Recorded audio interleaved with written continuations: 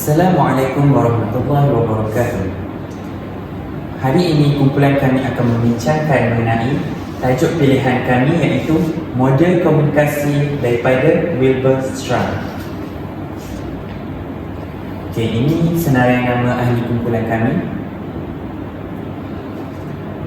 Kita mulakan dengan pendahuluan. Yang pertama adalah pengirim, iaitu encoder. Encoder ni adalah individu ataupun entiti yang menyampaikan pesan, di mana pengirim perlu memahami setiap isi dan juga audiens. Seterusnya adalah pesan. Pesan adalah merujuk kepada isi atau informasi yang disampaikan oleh penyampai. Pesan juga dia boleh dalam pelbagai bentuk, contohnya seperti bentuk secara lisan, secara tulisan dan juga visual. Pesan juga haruslah secara jelas, tidak mengelirukan serta menggunakan bahasa yang sesuai.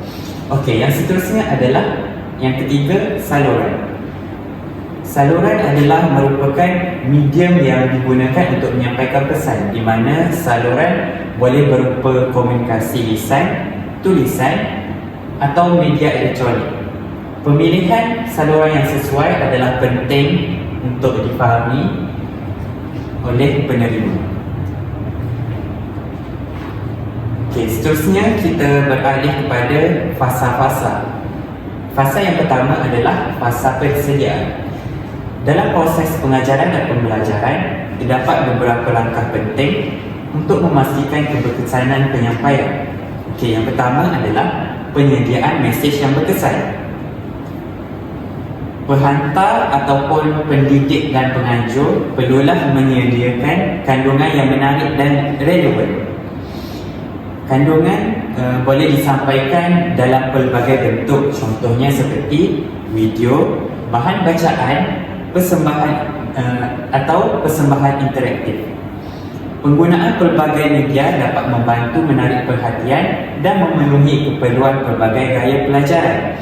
Ini juga penting kerana dapat meningkatkan lagi kefahaman kepada yang menerima mesej yang disampaikan. Yang kedua adalah pemilihan platform komunikasi.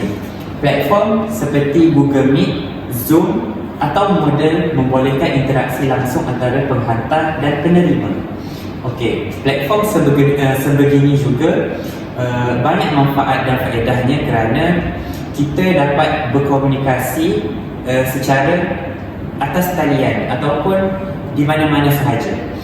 Ciri seperti soal jawab dan perbincangan kumpulan dapat meningkatkan lagi keterlibatan peserta. Yang terakhir adalah komunikasi awal dan persediaan. Penghantar perlu menghantar email atau notifikasi dengan maklumat khusus seperti objektif, jadual, panduan dan penyertaan. Langkah ini dapat memastikan peserta lebih bersedia dari segi pembelajaran dan berjalan lancar dan teratur. Itu sahaja daripada saya. Saya serahkan kepada rakan saya. Bismillahirrahmanirrahim. InsyaAllah saya Ahmad Sanuddin Sabri akan menyambung pembentangan kumpulan kami dengan isi yang seterusnya, iaitu berkaitan fasa penyampaian. Mengapakah fasa penyampaian ini adalah satu faktor yang penting dalam pengajaran, iaitu melalui penyampaianlah terhasilnya keberkesanan pembelajaran itu sendiri. Yang pertama, penyampaian juga boleh dilakukan melalui penggunaan multimedia, iaitu penyampaian maklumat melalui persembahan multimedia yang jelas dan menarik. Contohnya menggunakan alat interaktif seperti Google Slide, MyRobot, dapat meningkatkan visualisasi dan keterlibatan peserta. Dengan hal ini, peserta itu merujuk kepada pelajar. Pelajar akan mudah tertarik dengan hiasan-hiasan dan persembahan yang disampaikan oleh guru itu sendiri. Yang kedua, iaitu berkaitan maklumat langsung. Melalui penyampaian yang berkesan, dapat juga kita dapat meningkatkan pengalaman pembelajaran, yang ini melalui penggunaan pendekatan melalui sembang, soal jawab dan undian. Hal ini membolehkan penilaian pemahaman peserta secara segera. Guru tidak perlu mengambil masa yang lama untuk mengesan ketidakfahaman pelajar dalam pembelajaran melalui penyampaian yang berkesan dengan meningkatkan pengalaman pelajaran melalui sembang, soal jawab dan undian. Dan yang ketiga iaitu interaktiviti dan responsif. Hal ini menerangkan penyampaian itu juga menggalakkan peserta untuk berinteraksi. Lahirnya situasi hubungan dua hala antara guru dan murid itu sendiri. Yani hal ini juga menyesuaikan pendekatan berdasarkan maklum balas untuk penglibatan dan pembelajaran yang efektif. Agar penyampaian yang efektif juga akan menyebabkan suasana di dalam kelas tidak berlaku hanya penyampaian daripada guru sahaja. Seperti yang saya beritahu tadi, iaitu terhasilnya satu situasi, iaitu situasi dua hala antara guru dan murid itu sendiri. Seterusnya kita akan pergi ke slide yang berkaitan fasa pemahaman, iaitu isi yang ketiga melalui isi kami. Apakah yang ada melalui fasa pemahaman ini? Iaitu yang pertama, penilaian kod bersama. Bagaimanakah itu? Yang ini penting untuk memastikan pemahaman peserta dengan cara menggunakan kuis interaktif, perbincangan kumpulan kecil dan latihan praktikal. Melalui hal-hal ini, kita boleh mengesan pemahaman pelajar itu sendiri terhadap pembelajaran dan pengajaran yang kita sampaikan dalam kelas. Yang ini gurulah. Yang kedua, aktiviti dinamik dan kolaboratif. Mengukuhkan pengetahuan yang telah diajar dengan mendorong interaksi dan perkongsian pandangan. Melalui aktiviti ini, pelajar akan diperkukuhkan lagi pengetahuan yang ada yang telah diajar kepada mereka dan mendorong interaksi dan perkongsian pandangan. Melalui hal ini, pelajar juga dapat memberikan cadangan daripada mereka, idea mereka kepada guru, menghasilkan interaksi dan perkongsian pandangan. Yang ketiga, mengatasi gangguan komunikasi. Ini juga penting dalam fasa pemahaman kerana pendidik perlu peka terhadap isyarat kekeliruan. Macam manakah isyarat kekeliruan itu? Iaitu tanda-tanda murid itu tidak faham atas penyampaian kita. Ada yang cepat, ada yang lambat dari segi pemahaman. Dan hal ini juga penting untuk segera mengenal pasti dan memberikan penjelasan tambahan. Apabila kita sudah mengenal pasti murid itu tidak faham, maka kita boleh teruskan kepada penjelasan tambahan. Ini membantu lagi mereka untuk faham pembelajaran ataupun penyampaian yang kita sampaikan. Yang terakhir iaitu menjawab soalan peserta. Ini pun juga penting dalam pemahaman murid, iaitu memberi jawapan yang tepat dan jelas. Menjaga kesinambungan komunikasi untuk hasil pembelajaran yang optimal.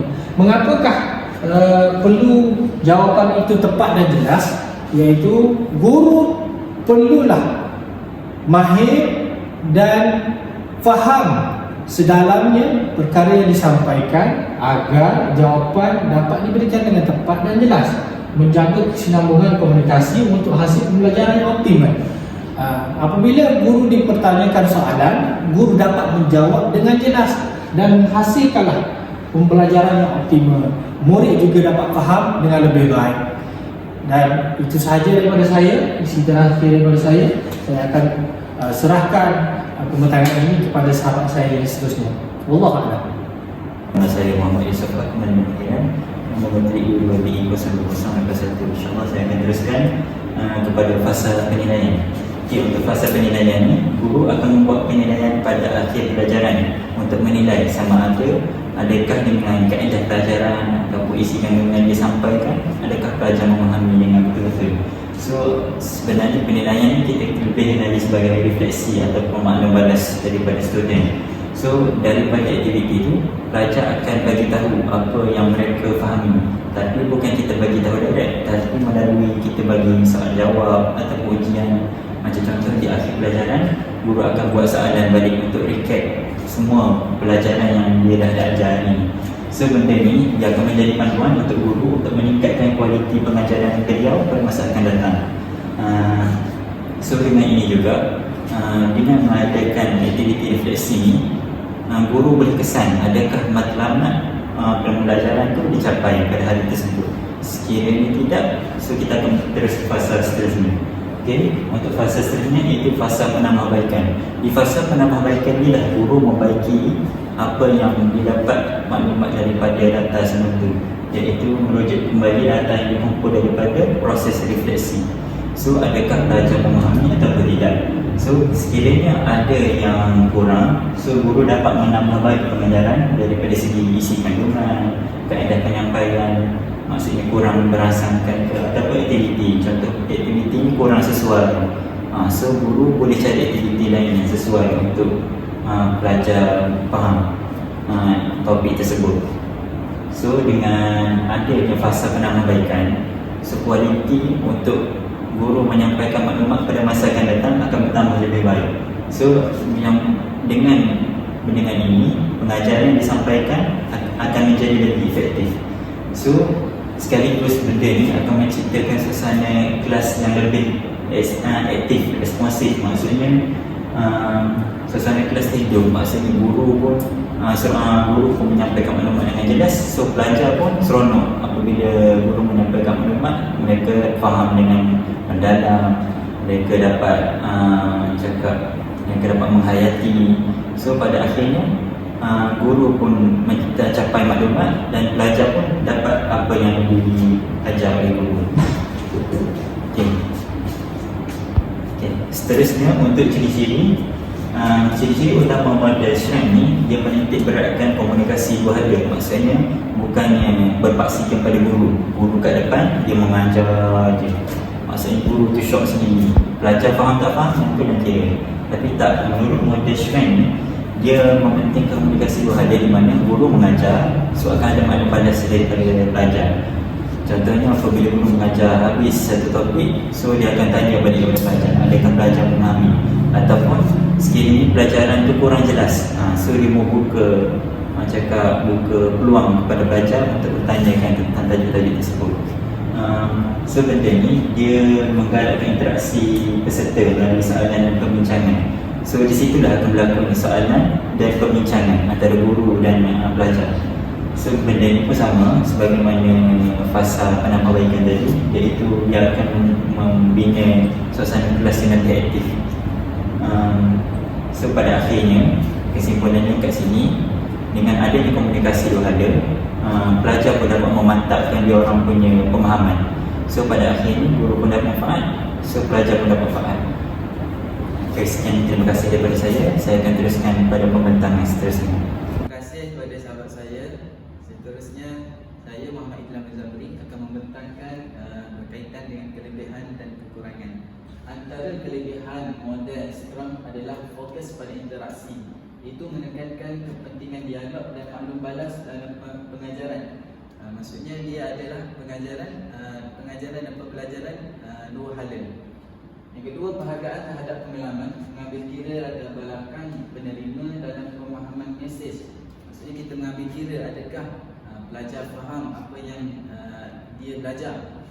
Seterusnya, penekanan pada makna, mementingkan bagaimana penerima menginterpretasikan maklumat relevan dalam proses pembelajaran individu. Yang ketiga, kita menerangkan berkaitan dengan makna yang tidak difahami itu dengan betul. Seterusnya kita akan masuk kepada kekurangan. Antara kekurangan model Scrum adalah kompleksiti, terlalu rumit untuk situasi komunikasi yang sederhana. Maksudnya kalaulah pelajar yang kurang keyakinan, mungkin dia tidak dapat untuk menjadikan sesi dua hala. Seterusnya, kekurangan penekanan pada konteks, tidak cukup memberi tumpuan kepada konteks sosial dan budaya, dan keterbatasan aplikasi, kurang sesuai untuk komunikasi satu hala seperti dalam pembelajaran tradisional. Seterusnya kita akan masuk pada kesimpulan. Kesimpulan, pelan pembangunan profesional atas talian yang berasaskan model komunikasi sekarang merupakan pendekatan komprehensif dalam memudahkan pembelajaran jarak jauh dengan menekankan komunikasi dua hala seperti fasa, persediaan, penyampaian, pemahaman dan penilaian memainkan peranan penting dalam memastikan penyampaian dan penerimaan maklumat yang jelas. Interaksi masa nyata seperti soal jawab dan maklum balas membolehkan pendidik menilai pemahaman peserta dan mengurangkan risiko salah tafsir serta membuat penyesuaian segera. Penilaian reflektif pada akhir sesi pula memastikan penambahbaikan dinamik bagi sesi PPP yang seterusnya, menjadikan platform pembelajaran profesional yang berkesan dan fleksibel. Sekian, itu sahaja daripada kumpulan kami.